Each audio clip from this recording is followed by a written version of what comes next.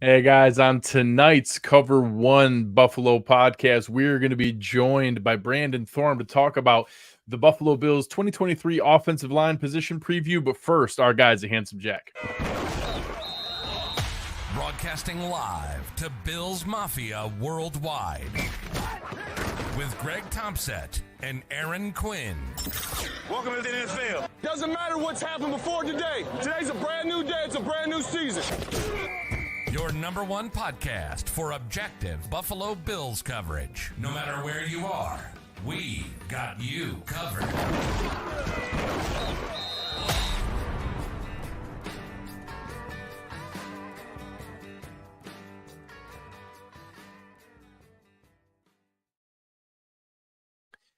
Good evening and welcome to the Cover One Buffalo podcast. You are joining Greg Thompson and soon to be my partner in crime, Aaron Quinn. He'll be jumping on with us here in just a couple minutes. But tonight we are going to be doing our last position preview, and we saved the best for last with our offensive line, the guys who are set there to protect Josh Allen. And when it comes to offensive line, there's no one that we at Cover One trust more than our man, the founder of Trench Warfare, established the run. You just saw him coming over with the O-line masterminds, our guy, Brandon Thorn. Brandon, how we doing?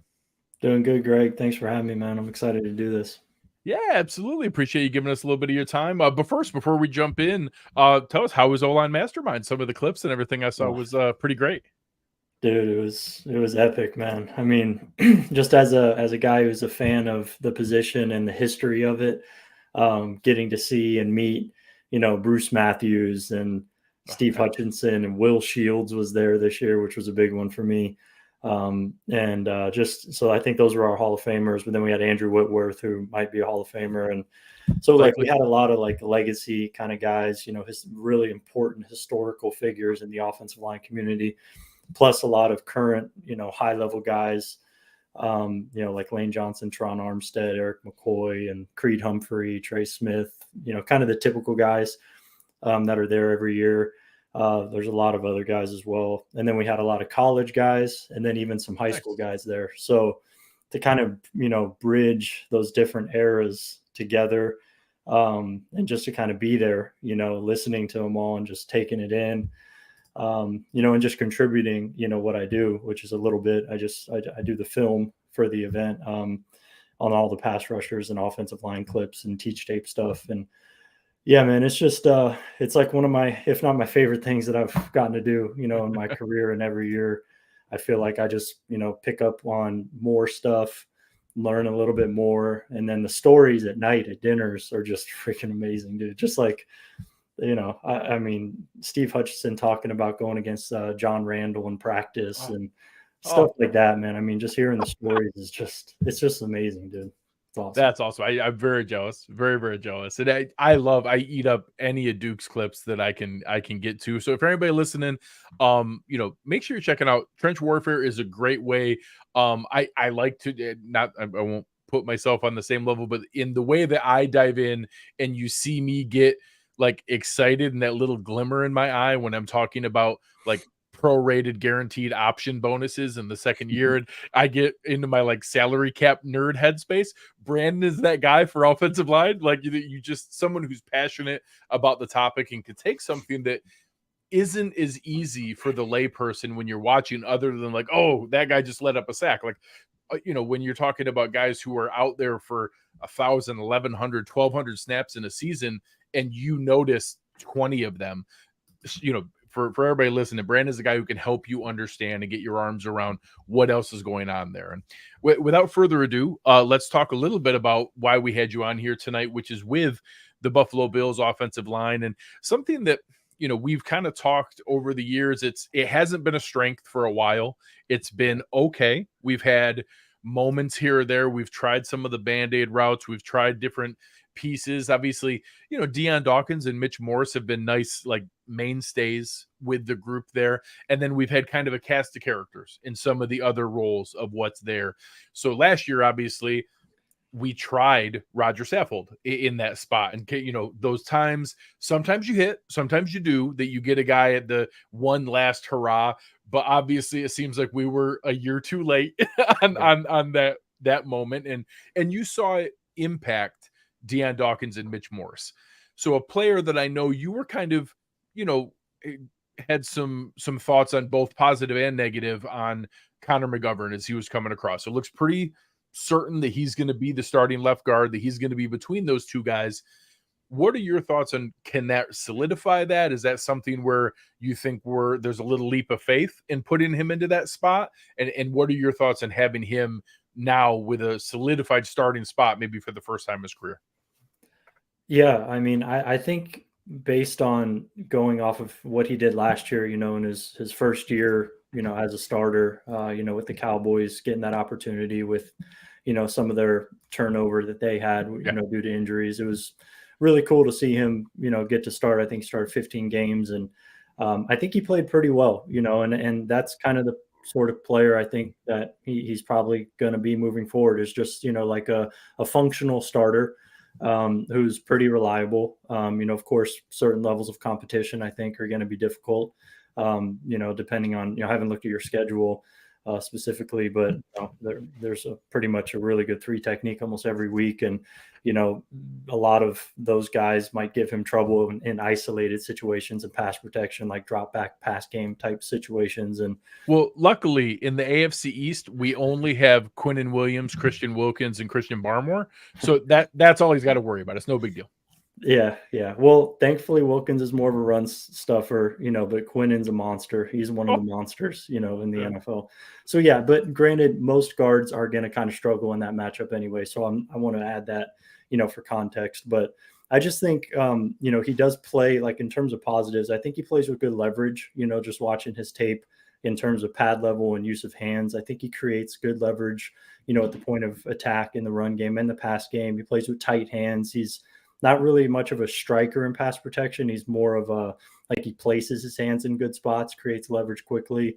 And then because he plays pretty low, he can, create some good leverage in his anchor and stuff. I just watched recently the Eagles game in week 16, and he had several really impressive reps against Javon Hargrave. He was able to kind of match his leverage. And I think that was a pretty decent matchup for him, but he's kind of atypical from what I think of in terms of an Aaron Kromer guard, which is kind of an archetype of a Saffold. I think that's a big reason why they went for Saffold. Obviously the familiarity there. And I think that's why they drafted O'Cyrus Torrence, and he kind of fits, what I think of with Aaron Kromer guards. McGovern's a little more undersized, more of kind of a technical player, and wins in that way. So I think that's an interesting, contrast from what they had in Saffold last year. And then they signed David Edwards, who's a Kromer guy, who will be nice insurance there as well. So, I mean, overall, I see the position being improved. How much, I'm not too sure, but at least, fractionally it'll be improved. So you brought up Edwards, by the way. Hi, Brandon. Sorry for being late here tonight. My kids, we got a little fighting going to bed here tonight. But you bring up Edwards, and this is something I've been pounding the table for years. I think Brandon Beane's probably the spot he's dropped the ball the most is in this interior offensive line. A huge disservice to Mitch Morse. You just talked about McGovern maybe addressing one side. In Bills Mafia, we sort of see this battle, and I'm projecting a battle between Ryan Bates, Edwards, and O'Cyrus Torrence for that other spot. How do you see that sort of playing out? And talk about maybe the depth that the Bills have compared to our peers league-wide, how that interior looks maybe from the past years here. Yeah, I mean, I kind of like the depth this year, especially because as well, who's a pretty decent run blocker. He was moving people in the SEC last year. Needs to play with better body control and things like that for sure. But he can move people in the run game at least, which is something that I think is important to, Coach Kromer especially. But yeah, I mean, I like the interior depth and kind of what you have here. If it's whether a 4-man race for 2 spots or a 3-man race for 1 spot, however that shakes out, I think you're probably going to have an adequate to solid starter, at worst. And you could certainly do worse than that. I think Saffold was probably a little bit below both of those distinctions last year. So I think it'll be better. And then in terms of specifically between Bates and Torrence, I just think, they're very different players, first of all, just physically, play style, just kind of how they win, what they lean on. with Torrence kind of being just a bigger, longer, more physically imposing sort of guy, which I think, that's the way I lean if I had to pick sort of a projected winner. When we, get on the other side of training camp, I would be kind of surprised if Torrance doesn't take that spot, just because I feel like you kind of need that bigger physical presence next to Morse, especially with McGovern not really being that guy.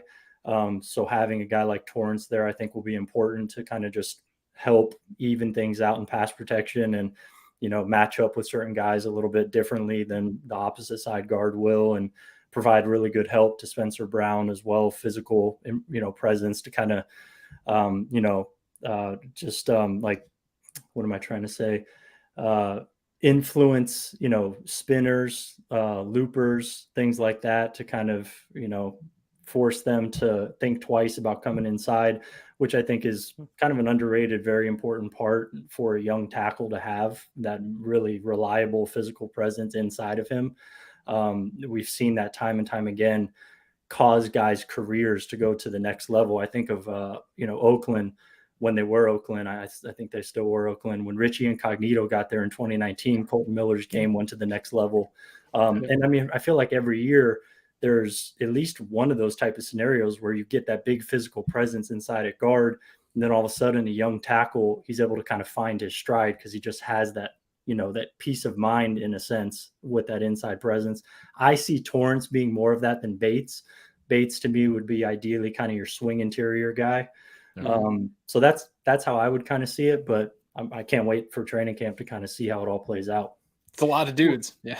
The nice part is, last year that there were games that cost the Bills purely because they didn't have the depth. And once they got past a couple guys, it became that hunted spot. And sadly, for a guy that, and we, unfortunately, Roger Saffold has gotten a very poor perception in Bills Mafia because that was their only exposure to him. This was a legitimate Pro Bowl level guy at one point in his career. That was a big, massive people mover. It's just, unfortunately, we get, like I joked earlier, we got him a year too late. And that we saw later in the season, early, you didn't see it because there was still that recognition and that name value. Later in the year, he was the guy that you had people moving to play matchups and to go after. And offensive line is such a weak link game that when you have a guy who is just someone that you can pick on and target, defensive lines will do it. They're, that critical third down, they're going to put their best pass rusher on that one guy. And that's kind of what I've talked myself into is I don't think the winner of either of these spots, whether it's a second round rookie like Torrance or whether it's a guy like McGovern really stepping into his first like real solidified starting spot rather than fill in work, or you go back to a David Edwards, you go back to a Ryan Bates or a surprise from a Broeker. The fact that we're going to raise the floor is kind of what I'm hoping for, is that, hey, we're not going to have that easy guy to pick on. And even if somebody gets hurt, we have someone go in. We saw, a couple years ago, Ryan Bates didn't start because they wanted to keep him because he could step in at all five positions, so that, hey, you can jump in and play. And then we're kind of hoping that can be at least a little bit better buoy so Josh isn't running for his life. In that thought, while we have you here, one thing we like to do here is try to frame the reference of the rest of the league. How is the rest of the league? And we talk about this depth and some of these guys on the depth pieces, but to the point, the same struggles the Bills had last year, I think, is kind of a league-wide problem. There isn't a lot of complete offensive lines. And then when you get beyond that even starting group, the depth in the NFL at offensive line is not full of guys that can come in and play fantastic or at a even adequate level. So just to frame for fans, like when you have guys that we're talking about that could be potential multiple guys that could start at an adequate level, like that's probably superb depth in the interior offensive line in comparison to the league, right? I think it's probably a little bit above average for interior depth. I will say I think interior depth is more prevalent than tackle depth for sure across the NFL. Tackle depth is an entirely different animal in a sense. Like once you lose a starting tackle, I mean, you're, aside from maybe, a half dozen teams, maybe, I mean, you're in real trouble.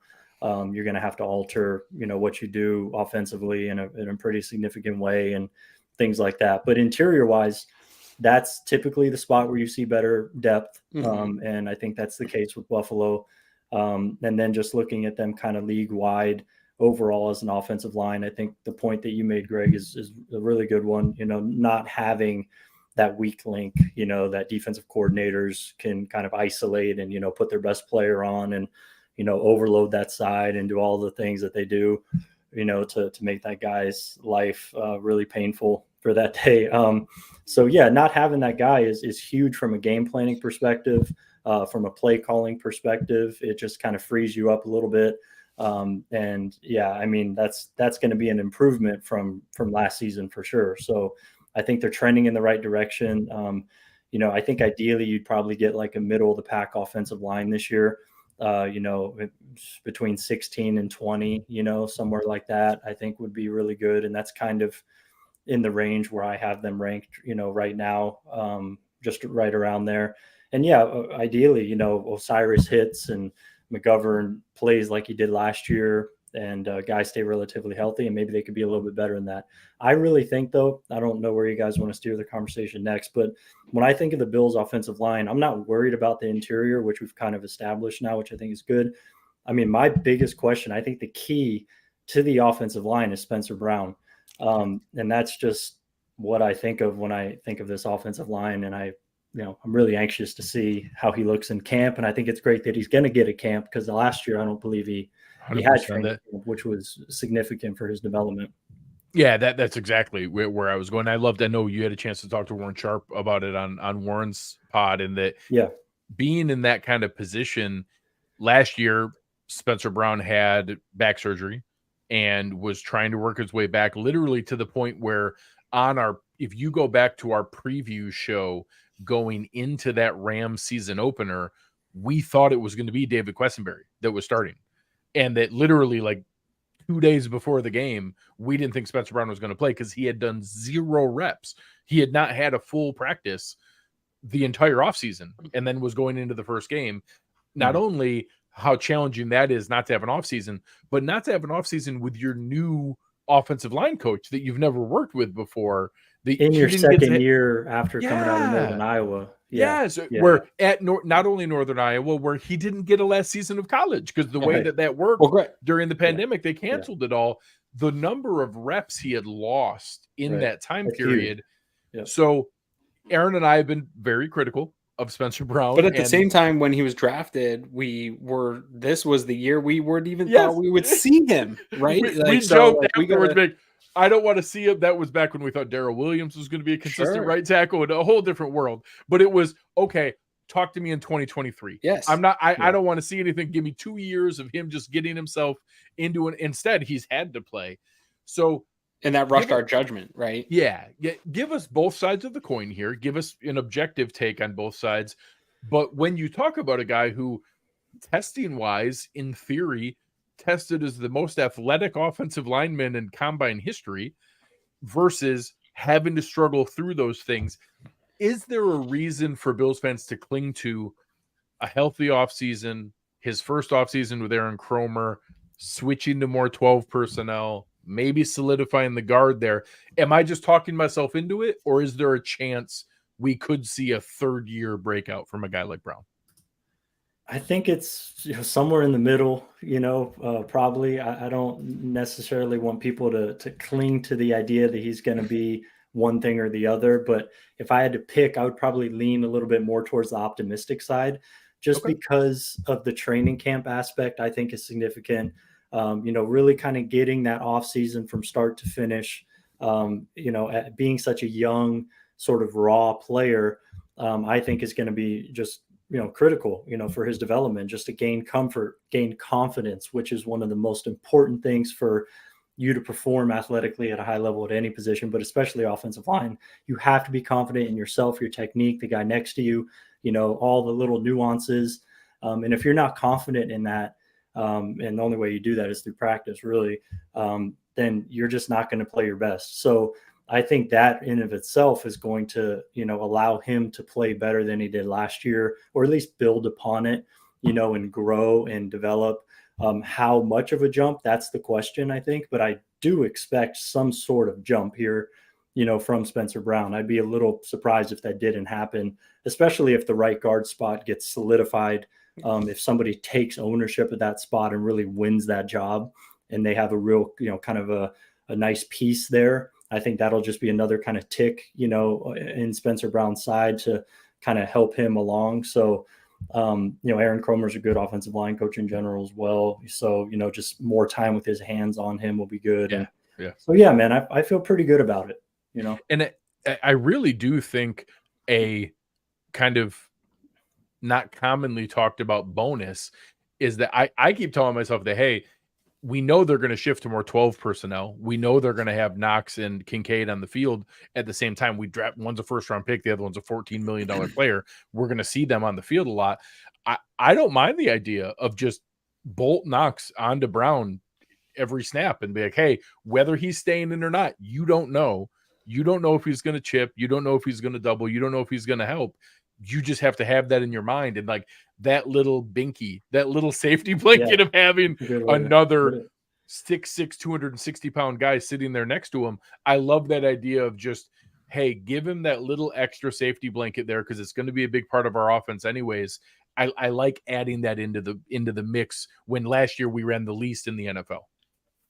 Yeah, that's really good. That's good context. And I mean, I agree. I mean, I don't know how much 12 personnel they run, but I imagine it's some in Kansas City. Andy Reid, the way that they structure their offense, the tight end doesn't even need to be in line. He could just be kind of a tight slot. And if he just kind of condenses that alley that the defensive end or the edge rusher has to operate in, he doesn't even need to block him necessarily. If he just aligns close, that's just going to create a little bit of a funnel just for a second, which it's a matter of inches, when winning or losing reps in the trenches, especially. And if you could just have that extra second to get to your spot as a tackle, so you're not getting, edged or, undersetting guys, and you just have that little bit of a presence, that'll help. And then of course you could mix in, blocking down chips and stuff like that to keep the defensive ends off balance. And there's so many different things that Kansas City does. And I just bring them up because I feel like they call them, it's like a condensed formation. But there's a specific name that they have, squeeze formations, I want to say. And that's what they're trying to do, is basically squeeze the defensive ends in. And Andy Reid does a great job. Andrew Wiley was able to play the best, that he's ever played, largely because of that, in my opinion. But yeah, so if they could just steal a little page from that playbook, and other teams that run 12 personnel, the Falcons, did it a ton last year. I know they did. And that definitely helps. Just presence, physical presence there is all you really need a lot of the time. So yeah, I think that's a really good point. So we're talking about Kromer and some of the adjustments maybe that this offense is going to make. And I know Kromer is a very good offensive line coach. Like he's got the track record. Everybody knows it. But watching the Bills last year, there seemed to be, if I was objectively looking at the Bills, not as a guy in this big silly Bills hat, huge Bills fan, right? If I was looking at it like it was the Miami Dolphins, I would look at that team and say, there's a lot of indecisiveness along the offensive line. They don't know what style they're going to run, right? Like the last 3 seasons, it seems like they want to go into the season running a certain type of way, and they get halfway through the season and realize this isn't working with the guys we have. They also haven't seemed to really put together the pieces necessary that fit for Kromer. It's like they're just grabbing some different pieces at different spots. Do you see a cohesive philosophy from what you know of Aaron Kromer with the personnel they're putting together? Or is this going to continue to be sort of like a hodgepodge of, let's put good players in good positions and see what they're best at and kind of figure out as we go? Because the lack of cohesion is probably the thing that concerns me the most right now, no matter who's in there for this offensive line. Yeah, I mean, I think it's a really fair and good question. I'm not completely, sold on the idea that Kromer has like all the guys that maybe he would want. But I think O'Cyrus is one of those guys where, if I just had to guess, I don't know any backstory on this, but I'd imagine Kromer liked O'Cyrus Torrence. I would think so, yeah. Yeah, so that would be one guy where I'd say like, okay, this makes sense. That's kind of an archetype of what Kromer's had. He coached Saffold in the Rams, and then before that he was with the Saints. He had Carl Nicks and Jari Evans, and he's coached so many big guards that are in his kind of prototype. So that to me kind of speaks to that. Like, okay, yeah, Kromer can make this work. Mitch Morse is kind of good enough at everything. I think that makes sense. The left guard spot, I mean, Edwards is more so what you would think from a Kromer sort of preference. So that's why McGovern, was a little bit of maybe a hodgepodge kind of thing, kind of fit there. But hey, I mean, he's coming off the best year of his career. He's pretty young. He does everything okay. He'll be functional. So it is a little bit of kind of like odd fits in a way, but then also I see these guys that, would be more cohesive based on what I know about Kromer and kind of what he likes from his guys, playing more of a downhill type of system. So yeah, I think they have options though. It's not like one way or the other. I could kind of see it going either way depending on who wins these jobs or whatnot. But yeah, man, I mean, so it's not like a definitive answer there, for you, but I can kind of make the case either way. But the fact that you can make the case either way, I think is kind of encouraging because giving themselves some flexibility, right? Exactly. Yeah. So one last one before we get you out of here. We talked about some of the starting battles, so I won't bring up guys like Edwards, who I think is legitimately starting or competing to start with the job. With some of the names that are at the lower level, you have kind of that battle at swing tackle between David Quessenberry, Brandon Shell, Tommy Doyle, some of the other guys, Greg Mance, Nick Broeker that you brought up before, other guys fighting for a roster spot like Kevin Jarvis or Alec Anderson, Ike Boettger coming back from his Achilles injury. Any of those hodgepodge of, 6 to 8 names who are fighting for probably 2 roster spots, maybe 3, any there that stand out to you that you think maybe there's a spark or something that you've seen that maybe we want to keep an eye out for? Yeah. It's a good question. I think Broeker is one for specifically what he could do in the run game. I think it's kind of his trump card, and he has one of those things where he can kind of dig out guys on angle drive blocks and, on double teams, he can, cover the guy up with the tackle or the center and create some vertical displacement. So at least he has something he can hang his hat on. He's not the best at sustaining, and he's not very athletic. He's a little heavy footed. So I don't know that he's, going to start or anything, but he's one of those guys who, because of his kind of specific skill set where he wins, I could see him carving out a specific role, at one of those backup guard spots. It wouldn't surprise me. Definitely practice squad. I think, as far as tackle, that one's harder to say, between Shell and Quessenberry. I think, just based on familiarity, with Quessenberry, maybe lean that way. But I mean, Shell has had some moments, here and there filling in. I remember in the Jets, when he was with the Jets, he had a couple strings of games there where he was, okay. So, and they gave him a little money, right, Greg? Some guaranteed. Yeah, it's a little bit of a surprise the way that they set that up. That definitely some incentives that if he plays, he could actually earn himself a little bit of money. Yeah. So it was almost kind of a interesting safety net deal that kind of a, hey, in case it doesn't work out with Spencer Brown, if you come in and play okay, you could actually earn some money. It was an interesting structure. Something that, not that it's rare league wide, but it was the first time I saw the Bills structure a contract the way they did for Shell. Was a little bit interesting, that pointed to not a ton of guarantee, but if you do play, you could actually make some decent money. Okay, yeah, that tells me that they would ideally want him to supplant Quessenberry. It hinted at that to me too. Yeah, that would make some sense. I think you're getting a little bit more play strength from Brandon Shell, a little bit more physicality than you would from Quessenberry, based on what I've seen of them in spot duty. Over the years, that's kind of what I would say is what you're going for there, in terms of what you can kind of count on a little bit more. So yeah, I mean, I think it would be Shell and Broeker would probably be the two guys, and then Ike Boettger, the fact that he's coming back so familiar, he's played, in some key moments for the team and things like that. Like, even though I don't know the extent of his physical status and whatnot, but if he's the fact that they kept him after the Achilles injury and then extended him, not knowing that if he'd be back, and with all this talent, it makes me think that they like him more. Yeah, I think maybe we're thinking they like him. That would make sense to me. I think Broeker, him, and then Shell, those would probably be the 3 that that I'm looking at the depth chart and saying, yeah, those guys would probably be the 3 to make the roster or be close. No, I appreciate it. And that's, I think, makes a lot of sense. We'll see. I like the fact that there's at least competition, that whether it's Quessenberry or whether it's Shell, or that there are people who think there could be something there with Tommy Doyle. We'll see what he comes back with. I think he's got a shot at it. Traits, Yeah, correct. At least, that you see the physical upside for it. And then the fact that whoever it is out of Nick Broeker, Ike Boettger, a handful of those guys, maybe even Edwards, two of those names aren't even going to make the team. So you're talking about priority practice squad. They're in a significantly better position than they have been in previous years, that at least there's a serviceable level. I don't know that any of those guys, anyone who starts a guard for us, is not going to be a top end starting guard in the league. Maybe there's that ceiling for Torrance eventually, but in the short term, I think it's nice that we have maybe 4 guys who are in that like 40th to 60th best guard competition area. But like, hey, we might have a third and a fourth guy on our bench that might have been able to start somewhere else for somebody, and not at a great spot, but like, hey, a starting caliber that if we lose somebody, there's at least a floor there, that it's in a better spot than we've been in past years. So I'll at least take it to have a chance at it.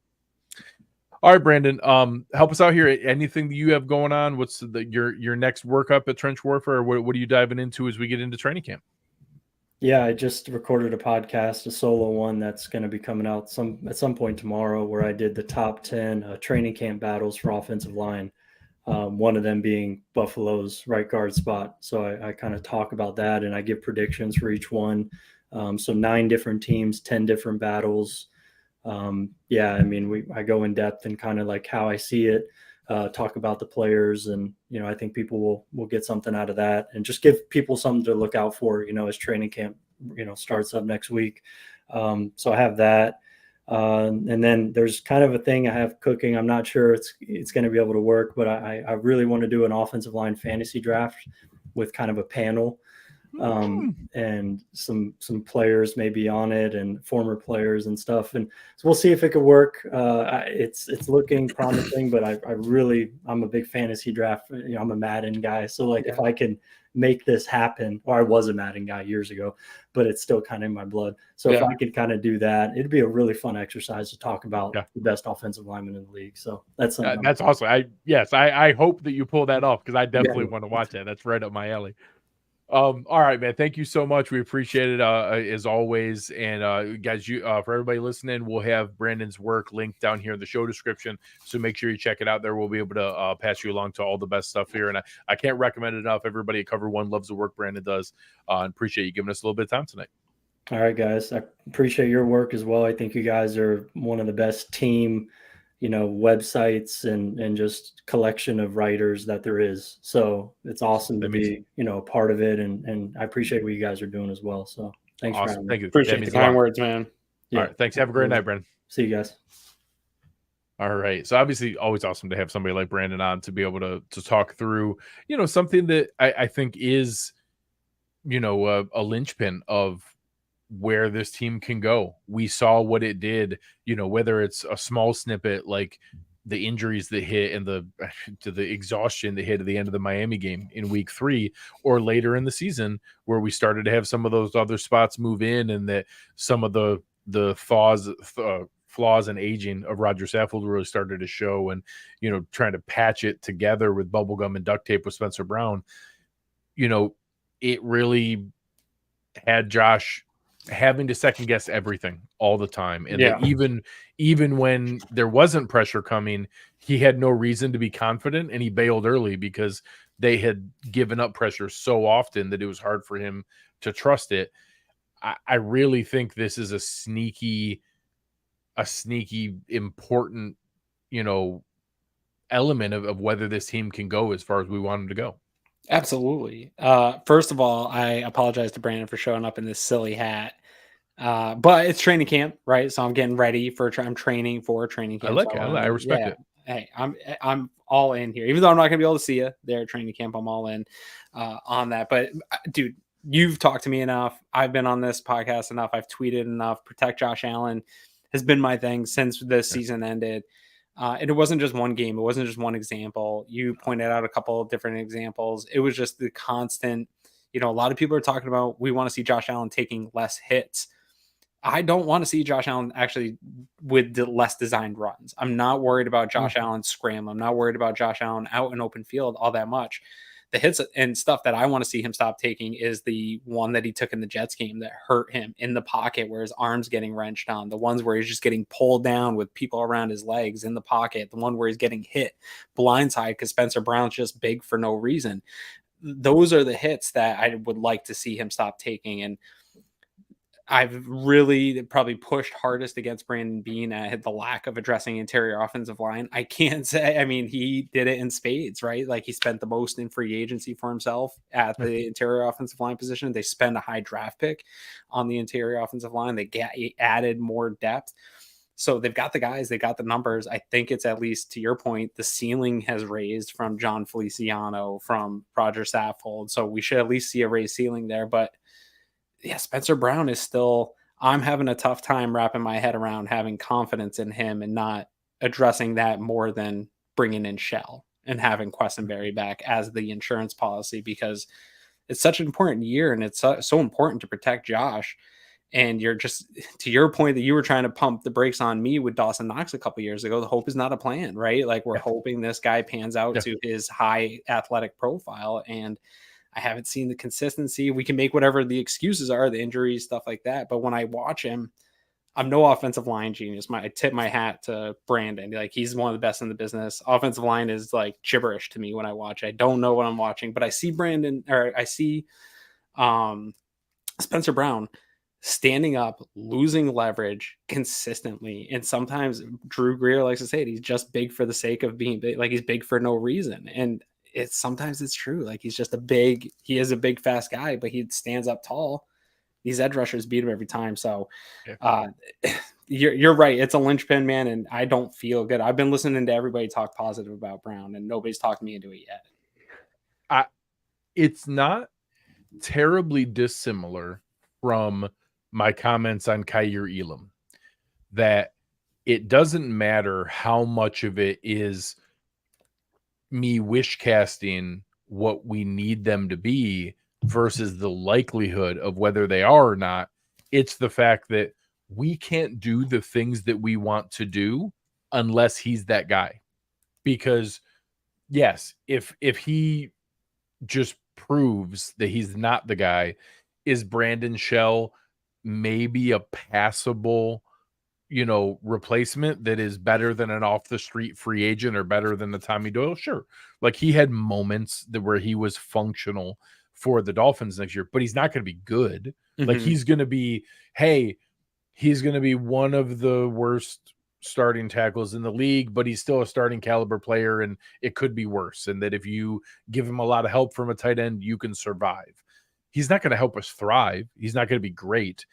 Our only chance for this to really take the step forward, and especially in the playoffs with teams who have game-wrecking pass rushing presences and you're trying to win a Super Bowl, it's going to be because Spencer Brown became good. Like I don't even need him to be amazing. I don't need him to live up to being the, best athletic specimen we've ever seen at offensive tackle in the combine history. I don't need those things. I just need him to be good. Just come in, be healthy, stay together, use your athletic gifts, like you said, in an intelligent, like purposeful manner. You're using your physical gifts, not just, like you often say, being big for no reason, like that you're actually doing it with intention. Then we can have something special in the same way that, of course, Dane Jackson's going to be fine. He's going to be okay. He's not going to be special. He's not going to go out and make, plays on Tyreek Hill and change the outcome of games. He's just going to be okay. He's going to be passable. We need better than that. We need better than like, well, we'll survive if we have him there. And our only shot at that. And I don't know that it's a high likelihood. The likelihood of Spencer Brown being good is probably like, 15, 20%. Like that's probably our best case. That's probably the best shot we're going to get. But there's nobody else on the roster who's going to give us that so that all my eggs are in that basket. All I have that's the problem is to hope that he's going to be good, and I got like a 15% chance that it's going to happen. I'm in the minority here, but in that analogy, I'm much more comfortable with the cornerback scenario of like, if Elam doesn't work out, I can start Dane Jackson, I can start Christian Benford, and know that I can get adequate, in my opinion, cornerback 2 level production for the NFL. You're not going to get the top end of it, but you're going to get adequate. If Spencer Brown stays stagnant to where he was, it's below average level tackle play in the NFL. And Questenberry is also below average level tackle play in the NFL. And I think Shell is too. And so I don't know that the floor there has anything to raise unless Spencer Brown does take a step. And to your point, it doesn't need to be a step to elite level talent play. We're trying to get to adequate here, to where it's. I would love to have adequate tackle. Yes, leaky, where you can just bring Dawson Knox in sometimes, but you don't have to have that crutch there all the time, and not be the leaky thing that teams are going to be attacking, and just try to shore up, raise all your floor. And that's going to be the big all eyes are on him. He knows it. We've seen the media come out about him. Skursky had a piece with him talking about that injury, talking about how he knows the pressure is on him to have a big year 3 here. So it's kind of crazy that this offense is so complete in so many ways. They improved that backfield. We've gone through all these position groups, and they improved so much here, but so much is relying on such a very raw, young year 3 offensive lineman with a really interesting career arc so far, right? Like the COVID year, the lack of being able to get some training in, and then having a back injury early. And then I'm not a doctor, but big guys in back injuries. Like, where is this going to go? There's so many question marks. It's definitely the most interesting story, I think, heading into the camp on the offensive side, outside of how they're going to use all these other pieces. And to your point, it's probably the linchpin one. Eric here. What's cool is I wasn't terrified until that rant from me. So you're welcome, Eric. I'm glad I could help. So I will say, my anxiety-filled rant aside, take what Brandon said seriously, in that he said if he had to choose, and he is completely objective, he ranked the Bills offensive line somewhere on the 16th to 20th. He's not rose-colored glasses. Yeah. He said he would lean optimistic, because we have seen the flashes of brilliance from Spencer Brown. We heard some great reports from him working with Joe Staley, former 49ers great, as an offensive tackle, who is built very similarly to Spencer Brown, kind of that tall, slender frame that is not as common, but that's how Joe Staley was built as well. And now has an offseason where he's healthy, heading into camp, feeling himself, and now gets to work with Aaron Kromer. And Brandon's exact comments were he'd lean on the optimistic side. So that, Brandon has no reason to blow smoke and to come on here to say that. So I think that fans here can take that with, at least something to cling to, that, hey, that's a guy who is as knowledgeable about offensive line play as anyone outside the league, anyone who isn't, paid by the league. Brandon knows as well as anyone. So I'll hold on to that. That will be the piece I will take with me. And then, all right, if Brandon's optimistic, I can be optimistic too. I will take that, and that will be my plan. Will be that hope. That's all I've got. And it we'll go from there to be able to see it. And I do mean it in that tidbit that I mentioned before, and that I told Brandon. The last 2 years, Dawson Knox has blocked 40 and 39% of his snaps. So I mean, that's not nothing. That means that he's going out for a pass 60 to 61% of his snaps, and obviously a very healthy amount of that, probably 80% of that, is run plays, which is fine. But he does stay in to block on pass plays too. 50 plus snaps each season. I think that we see a slight uptick there. I don't think that all of a sudden he's not going to become Lee Smith. He's not going to become a tackle in a eligible number. But I do think that there is an element of just that little extra cushion, that little extra, and that there's also there's a downstream benefit of teams seeing that, Knox is now becoming a little bit more of a blocker. He's now helping solidify Spencer Brown. we don't need to watch him as much. Now you give a greater threat on leak. You give a greater threat on that play action where you go in and show that you're blocking for a half second and then leak out of the line. You get a little bit better, danger and threat from that. And I like adding that into the mix as well when it's a guy as athletic and dangerous as Dawson Knox is. So I still expect Knox to do plenty of that, but I do think that we see a little bit uptick. Maybe it goes from that 39-40% to 45%. Maybe it's an extra 5% of snaps that he's staying in there to help Spencer Brown as an extra blocker. Some of this conversation too leaks into the snaps at running back, and people talking about James Cook getting a lot of the bulk of those running back one snaps, where I think, again, at training camp, we're going to have to see how is that pass protection for him, because that might be the thing that puts on a Murray, puts on a Harris more often to be that pass protecting insurance in case things are going poorly again for the Bills. Yeah, I think it's very much in play of a reason that, and honestly, it's a reason why names like Ezekiel Elliott came up. Like, Zeke isn't the runner he used to be, but he's one of the best pass blocking running backs in the NFL. He's awesome picking up the blitz. And there's tons of those plays that you saw on the primetime Cowboys games where you'd see him just, pick a linebacker up off the ground as they were coming in trying to blitz. That was part of the reason people were trying to link him to the Bills prior to the Harris and Murray signings. Right. So, either way, I think the depth at guard is solid.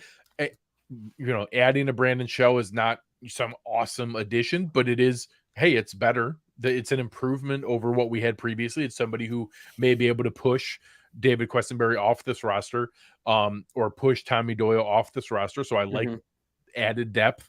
I like the fact that now we're going to have 4 similarly starting caliber guards. Hopefully we have 2 guys really step out and take a step above that, but at minimum you have 4 guys who can play at that level. And now maybe Ryan Bates is a Bobby Hart upgrade, where when we bring in the jumbo set guy, we have a little bit more than what Bobby Hart was bringing, and now he can be that 6th lineman, that jumbo heavy set guy that can come in when we bring in 6 offensive linemen for those run plays and have that extra powerful piece that can be a part of it. So I like what they've done, even if it wasn't, we didn't plug in a Quentin Nelson, we didn't plug in a Zach Martin, we didn't plug in some amazing all-pro level player.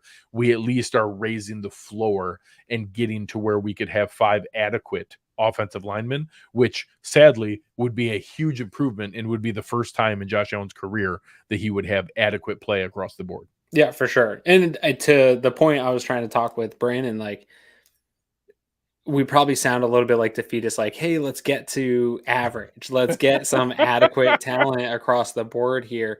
And obviously you want the best at every position, but it's hard to put together a unit with depth and the type of spending that it requires to do that in the NFL. And the Bills have made mistakes along the way here, specifically along the offensive line. If there's like anything you could probably drag Brandon Beane for, in my opinion, it's been mishandling draft assets, mishandling ways that they've done the offensive line, who they've given control to the offensive line.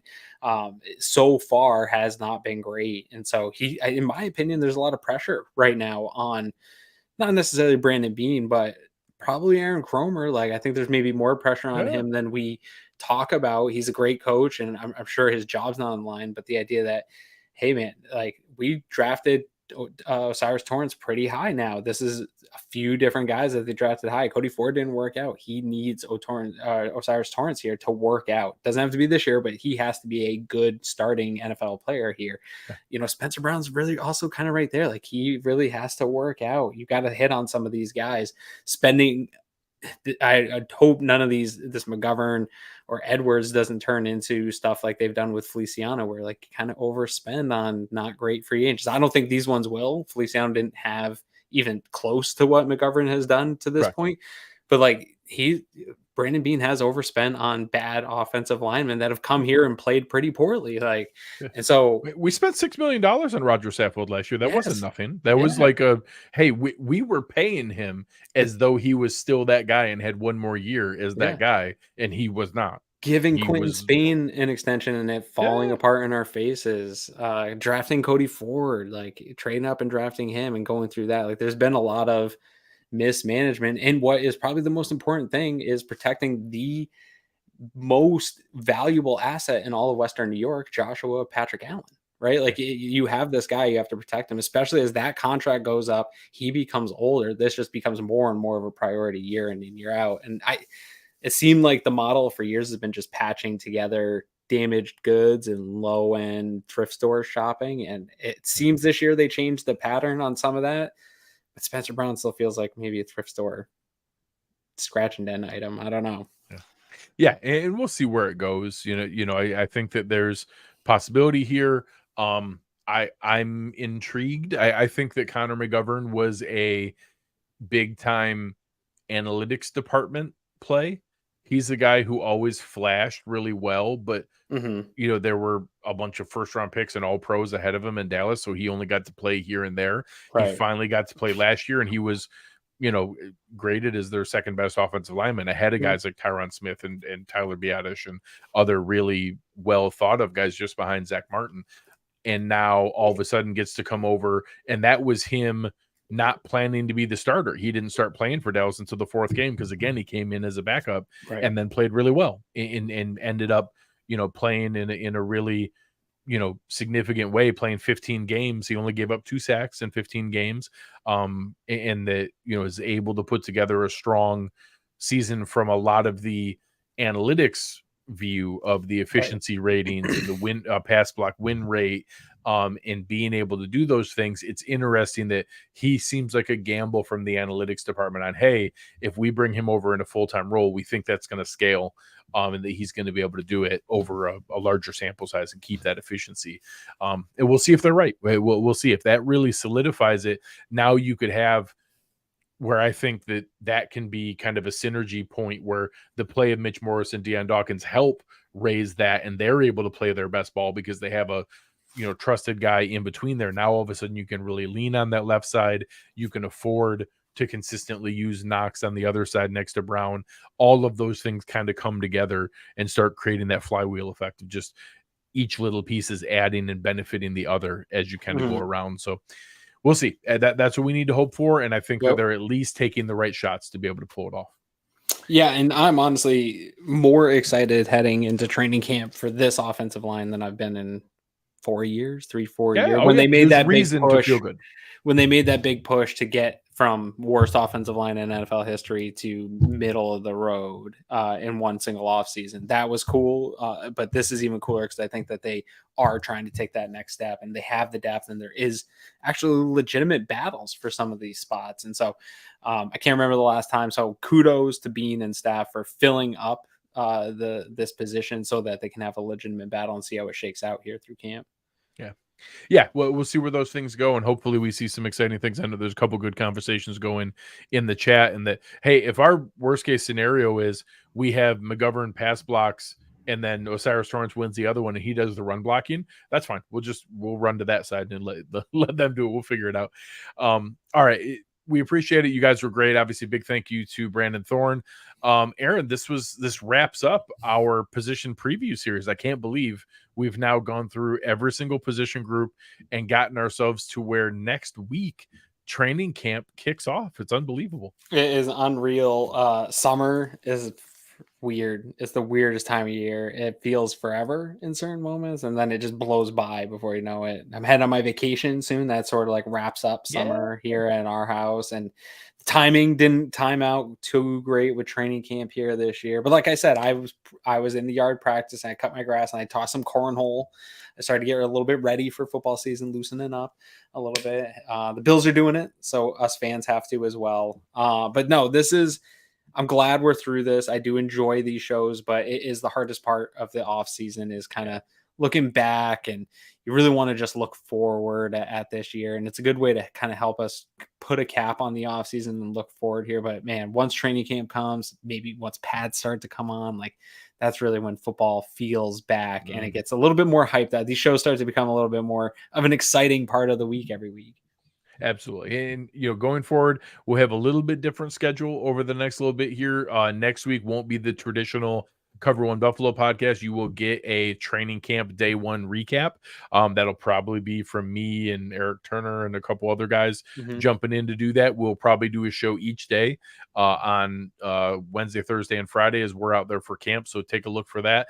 Also, next Friday, we are going to be doing a Cover One meetup Friday night at 6 p.m. over at Fally Alley in Buffalo. So a place I'm excited to see. We'll be out there on their back patio hanging out, talking about the first couple days of camp. So if you either can't make it to camp and want to come talk to some folks about it, or you just want to hang out with some Bills Mafia folks, or you want to come out and pick our brain over what you saw at camp with us, come and check it out. We're going to be there, free of charge, nothing to get in. Just come and hang out with us. Come have some drinks and hang out and talk Bills football over there at Fally Alley at 6 p.m. on next Friday night, right after the third day of camp. We're looking forward to that. And Cover One's going to be here for you with coverage all the way through everything that we're doing here as we get back to football. It's pretty amazing. Yep. Free of charge to come see you guys, but it's what, $5 a selfie and $8 a signature? Correct. I'll have signed 8x10s. Yeah. That I'll be happy to autograph some glossies for people. I'll bring those with my agent. Will bring some of those with. That's right. But no, we appreciate it. You guys have been awesome. The chat was fantastic here tonight. Tomorrow night, make sure you're checking it out. Eric Turner and Anthony Prohaska will be having Dion Dawkins on the film room tomorrow night at 7 p.m. That's going to be a great one to be able to check out. And just the work keeps on coming, everything that we're bringing to you guys. Yeah. We will also be kicking off our second year of the Cover One Pass membership. So you guys understand how the internet works here. You've been listening to us. Go and help us out. Give us a like, give us a rating, or give us a review. When you press that like button, that's how you tell other people about it. That's the new version of word of mouth when you're sharing things that are out there. And we get asked all the time, what's the best way to be able to help us out? What can we do to help you create more content? And it really is One Pass and being able to jump in there and help us with everything that we do. You get we're going to have a brand new t-shirt that's going to be here that we're just finalizing right now. You get membership to, some of our 101 series for the salary cap that I put together, some of Eric's work on the glossary series, being able to explain what all the different coverages are and different terms that you hear thrown around. And some of our favorite is being able to have access to the Slack channel. Yeah. Slack channel is such a cool community that really has been built over years now. I don't even know how long we've had it, 4, 5, 6 maybe years of the Slack channel, and people have just been in there the whole time. It is completely the most active part of the Bills community that I see. During game days, it's like no other place. I actually unfortunately cannot be in it because I'm on like a 2 to 3 second delay now that I'm on YouTube TV, and it's so active that it will ruin plays for me being in the Slack channel. So I just come in at the halves or in the TV timeouts, things like that, to check in. But it's such a great group, and I think that alone is worth the cost of being part of a community that isn't necessarily Twitter where people are looking to one up each other. It's really more of there's arguments and there's people that want to have conversations about football philosophy, but it's never the one-upsmanship. It's never a lot healthier debate. Yes, meme dragging. Everybody's trying to remain friends and stay in the community, right? Like nobody wants to get kicked out for being the jerk. So it's a fun place. I know a lot of people that either listen, they don't necessarily watch on YouTube. They don't interact a ton, but they don't love social media. I think if you're not a social media person, but you want that type of community, what used to be message board type community, this is it. That Slack community is what old message board communities were. Yeah, I think that's a great explanation of it. And, we recommend you guys check it out. You can see it in the show description here. And it's really the best way to help us. If you want to know how to be able to help contribute to us, all the research that it takes, all the access that we have to be able to look up all these statistics and put together the breakdowns we do for you guys, that's how you do that, is you guys help contribute to that. We use that money to reinvest immediately into the content that we provide for you guys. So thank you very much. You guys have been fantastic. Again, make sure to hit that like button on your way out. But on behalf of our awesome producer, Chris Kepner, our guest tonight, Brandon Thorn, and Aaron Quinn, I am Greg Thompson. You've been listening to Cover One Buffalo, and we are out.